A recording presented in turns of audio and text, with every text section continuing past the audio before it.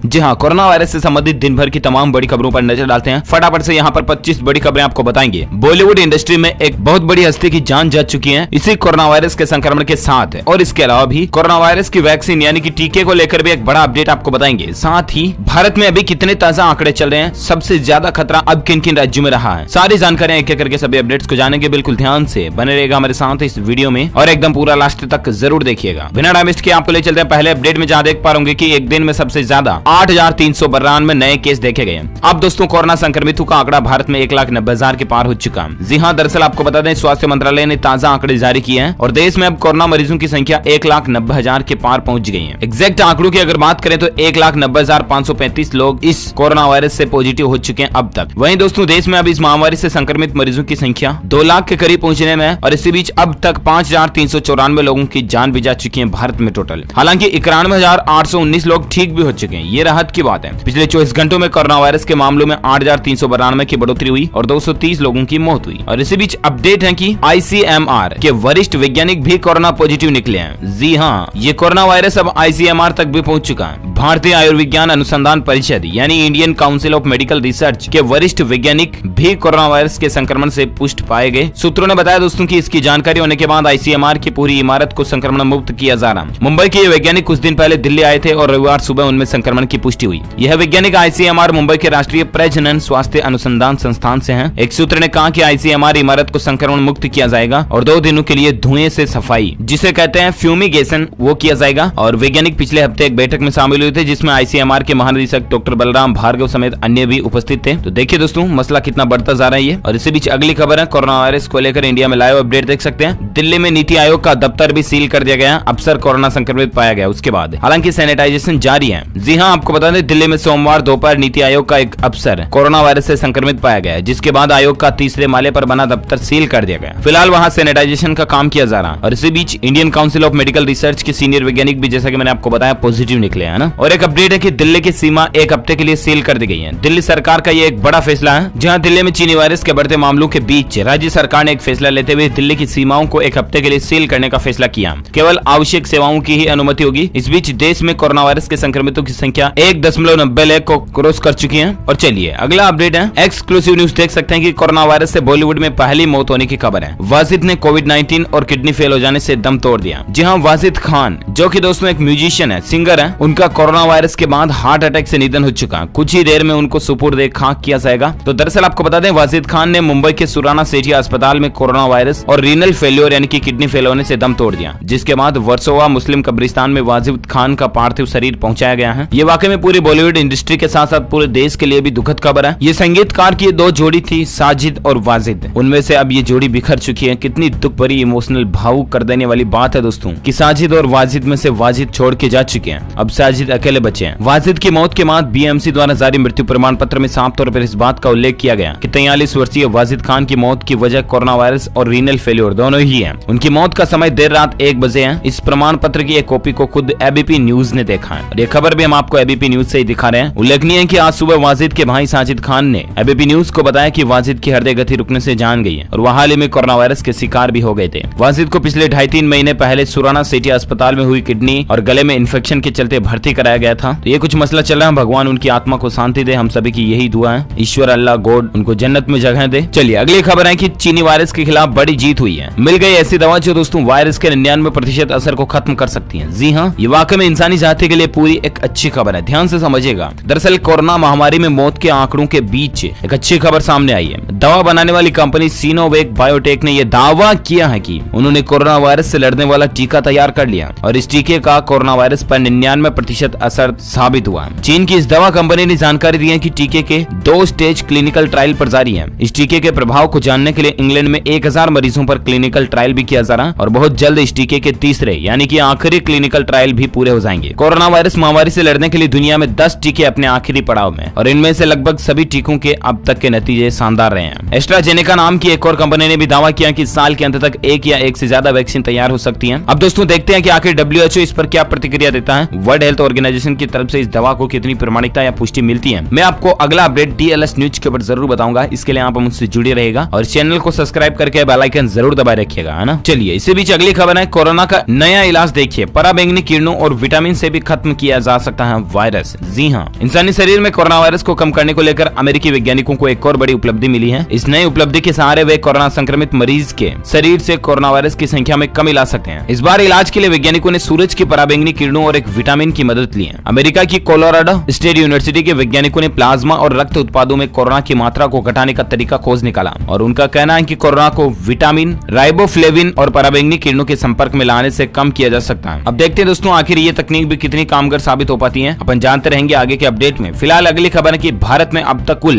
38,37,207 corona test हो चुके हैं। पिछले 24 घंटों में भी 1 लाख से ज्यादा सैंपल लिए गए। जी हाँ दोस्तों, भारतीय चिकित्सा अनुसंधान परिषद यानी कि ICMR के मुताबिक अब तक देश में कुल 38,37,207 नमूनों का परीक्षण किया जा चुका है। वहीं पिछले 24 घंटों में जानकारी के अनुसार एक दिन में 1 लाख से भी ज्यादा नमूनों का टेस्ट किया गया। बता दें कि देश भर में टेस्टिंग हर दिन के साथ बढ़ रही है, क्योंकि भारत आत्मनिर्भर होता जा रहा है। टेस्ट किट अब भारत में ही तैयार हो रहे हैं और कहीं ना कहीं ये भी जरूरी है, देखा जा रहा है कि जितने ज्यादा टेस्ट हो रहे हैं उतने ही ज्यादा मामले सामने निकल कर आ रहे हैं। उदाहरण के तौर पर अमेरिका को देखा जाए तो वहाँ सबसे ज्यादा टेस्ट हुए और दुनिया भर में सबसे अधिक मामले भी वहीं से आए। भारत का हाल भी कुछ यूं ही है। देश में कोरोना वायरस से संक्रमितों की संख्या इस समय 1.90 लाख तक पहुंच चुकी है। जहां केंद्रीय स्वास्थ्य मंत्रालय के ताजा आंकड़ों के मुताबिक 1,90,535 टोटल संक्रमित मामले हो चुके हैं, जबकि 5,394 लोगों की जान जाने की खबर है। दुनिया भर के हाल पर अगर नजर डाले दोस्तों तो दुनिया भर में कोरोना वायरस के मामले तेजी से बढ़ रहे हैं। जॉन्स हॉपकिंस यूनिवर्सिटी के मुताबिक दुनिया भर में अब तक 61,37,155 लोग संक्रमित हो चुके हैं। वहीं कोरोना के कारण 3,71,310 लोगों की जान जा चुकी है दुनिया भर में, ग्लोबली है ना। 25 लाख से ज्यादा लोग कोरोना से ठीक भी हो चुके हैं दुनिया भर में, ग्लोबल। अच्छा, इसी बीच आपको पता होगा दोस्तों कि कोरोना वायरस कहां से शुरू हुआ? चीन से, राइट? जहां काफी समय से खबर आ रही है कि वहां अब सब कुछ सामान्य है। हालांकि सोमवार को चीन में कोरोना वायरस के 32 नए मामलों की सूचना सामने आई। वहीं चीन के वुहान शहर में 2 सप्ताह के अंदर 11 मिलियन लोगों को कोरोना टेस्ट किए गए। वुहान शहर में दोबारा कोरोना संक्रमण का मामला सामने नहीं आए, इसके लिए चीन अपनी पूरी आबादी का टेस्ट करने के लिए तैयार है और इसके लिए संसाधन जुटाने के लिए चीन ने भारी भरकम खर्च भी किया। तो दोस्तों फिलहाल ये कुछ मसला चल रहा है और इसी बीच अगला अपडेट है कि कोरोना वायरस पर मोदी कैबिनेट की बैठक शुरू हो चुकी है। थोड़ी ही देर में कोई बड़ा ऐलान भी हमें देखने को मिल सकता है। जी हाँ, भारत में लॉकडाउन 5 या यूं कहे तो अनलॉक 1 लागू हो चुका है, राइट? अनलॉक 1 के पहले ही दिन कोरोना संक्रमितों की संख्या ने एक बार फिर से नया रिकॉर्ड बनाया और पिछले 24 घंटों में 8,300 से ज्यादा मामले आए। और इसके बाद दोस्तों अब प्रधानमंत्री नरेंद्र मोदी की कैबिनेट की बैठक शुरू हो चुकी है। उम्मीद जताई जा रही है कि इस बैठक के बाद मोदी सरकार कोई न कोई बड़ा ऐलान कर सकती है। आपको बता दें कि लॉकडाउन के 5वें चरण को सरकार ने 3 चरणों में बांटा है, जिसको नाम दिया है unlock 1, unlock 2, unlock 3, right? Unlock 1 के पहले ही दिन कोरोना संक्रमितों की संख्या ने रिकॉर्ड तोड़ा और अब देखना यह है दोस्तों कि आखिर इस कैबिनेट मीटिंग में क्या सरकार के द्वारा कोई बड़ा फैसला लिया जाता है, क्या नया अनाउंसमेंट किया जाता है। मैं आपको क्विकली इसी वीडियो के पैरेलल अगले अपडेट में DLS न्यूज के ऊपर बता दूंगा, तो इसके लिए आप मुझसे जुड़े रहेगा बिल्कुल और बेल आइकन दबाए रखिएगा सब्सक्राइब करके, है ना। और चलिए अगली खबर में बात करें दोस्तों आज के मौसम समाचार को लेकर देख पा रहे वेदर अपडेट। देश भर में बारिश से मौसम ठंडा रहेगा। IMD ने इन जगहों पर येलो अलर्ट जारी किया। जी हां, आपको बता दें देश भर में फिलहाल मौसम खराब रहने की उम्मीद है। 20 मई के बाद से मौसम में बदलाव आया था और कुछ ही दिनों में कड़कती धूप ने लोगों को पसीना पसीना कर दिया। और इसी बीच आपको पता होगा कि 26 तारीख यानी 26 मई के बाद मौसम ने फिर से करवट ली और देश भर में कई जगहों पर बारिश व ओलावृष्टि भी देखी गई।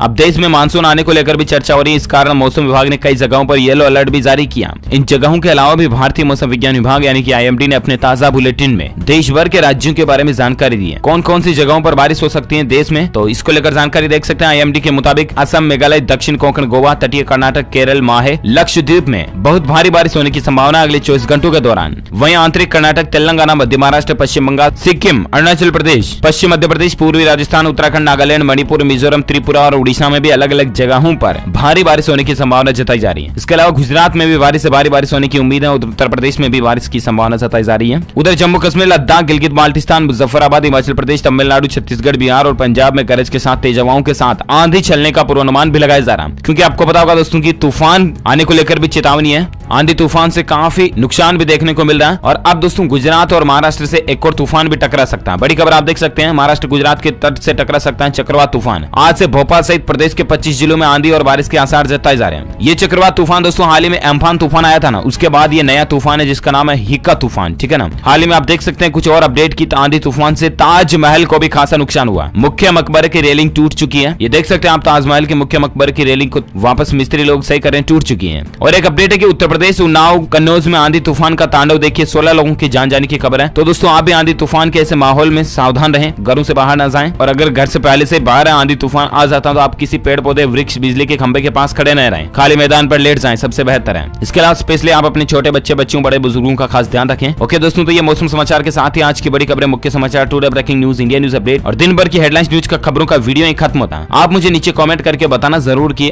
आपके राज्य में हाल में आंधी तूफान बारिश कैसा हुआ। आपके राज्य का नाम और आपके राज्य के मौसम का हाल मुझे नीचे कमेंट में बताएगा। दिल से इस वीडियो को लाइक करना, ज्यादा से ज्यादा अपने दोस्तों के साथ फेसबुक और व्हाट्सएप पर शेयर भी करना। और अगर आप DLS न्यूज पर पहली बार आए हैं ना, तो चैनल को सब्सक्राइब करके बेल आइकन जरूर दबा देना, ताकि आपको रोजाना की ताजा अपडेट्स तुरंत आपके मोबाइल पर मिलते रहेंगे। Thank you, take care, goodbye, जय हिंद, जय भारत, वंदे मातरम।